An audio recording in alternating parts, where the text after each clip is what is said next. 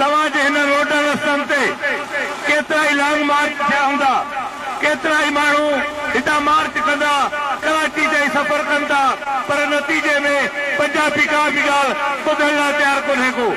असांजा सियासतदान असांखे चवनि था असांखे वोट ॾियो, असांखे नाज़िर चूंडियो, असांखे MLA MPA चूंडियो, असां तव्हांजी क़िस्मत तब्दील कंदासीं। पर पाकिस्तान जी सॼी ॼमार में वोट ॾींदा रहियासीं, नतीजतुन सिंध खे लाश मिलिया, बुख मिली, बेरोज़गारी मिली, सिंधी माण्हू जी क़िस्मत तब्दील न थी सघी आहे। उनजे करे मुंहिंजे अज़ीम रहबर साईं GM सैयद चयो त जेसीं ताईं ही पाकिस्तान क़ाइमु हूंदो तेसीं ताईं सिंध जा माण्हू ग़ुलाम हूंदा, बलोच ग़ुलाम हूंदा, तेसीं ताईं जेसिताईं पाकिस्तान ड्राहे सिंध आज़ाद नथो कराए वञे तेसिताईं सिंधी माण्हुनि जी निजात न थी सघे। त मुंहिंजा साईं हिते सवाल थो पैदा थिए त सिंध जी आज़ादी कीअं मिलंदी। हाणे तव्हां अंदाज़ो कयो त रोज़ाना लखे अरबे रुपयनि जो तेल पंजाबी वफ़ाक़ जे नाले में पाकिस्तान जे नाले में खाधियूं था वञनि। असांजे बंदरगाह जी कमाई अरबे रुपए जी रोज़ाना पंजाब खयो थो वञे, गैस कोयले जी कमाई पंजाबी खयो था वञनि। असांजे दरिया ते तेल में कैनाल ठाहे पंजाबी पंहिंजूं ज़मीनूं आबाद था कनि। तव्हां सम्झो था त असां हिननि पुरअमन जुलूसनि में पुरअमन मुज़ाहिरनि में सिंध खे आज़ादी मिलंदी, इहो कतई मुमकिन कोन्हे को।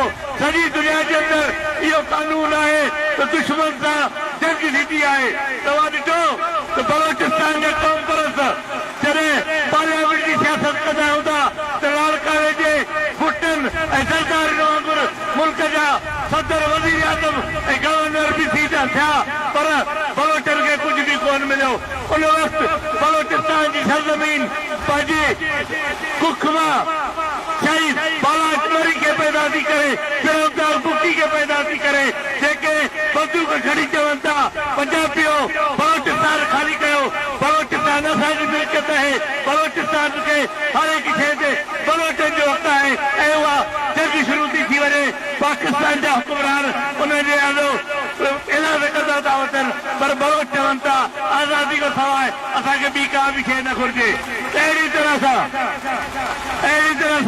सिंध जे अंदरि के लॉन्ग मार्चूं था कनि, के बुख हड़तालूं था कनि, के मुज़ाहिरा था कनि, के वोट था ॾियनि।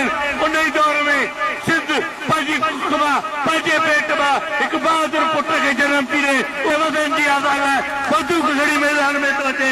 त सिंधियो तव्हां असांजो साथ ॾियो, असांजूं बंदूकूं बचाओ त पंजाबियुनि वटि भली एटम बम हुजे, असां वटि समुंड आहे।